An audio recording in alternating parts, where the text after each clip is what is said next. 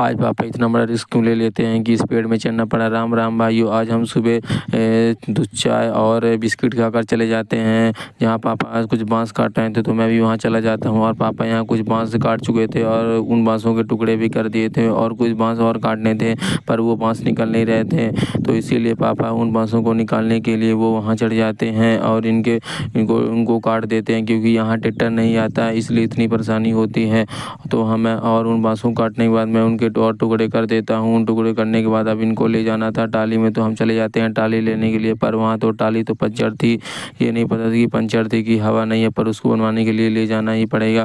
तो हम वहाँ इसी घर चले जाते हैं पाना लेने के लिए और पाना ले आने के बाद पाना और जैक लेकर हम आ जाते हैं ट्रैक्टर के पास। और तो इनको देकर पापा चले जाते हैं मार्केट, और मार्केट जाने के बाद वो थोड़ी देर मार्केट से बनवा कर ले आते हैं। तो हम उनको लोड कर आ जाते हैं खेत, और खेत आने के बाद हम इन बांसों को हम इन बांसों को उतार लेते हैं और उतारने के बाद हर एक जगह इन बांसों को हम गाड़ देते हैं और गाड़ने के बाद चले आते हैं घर।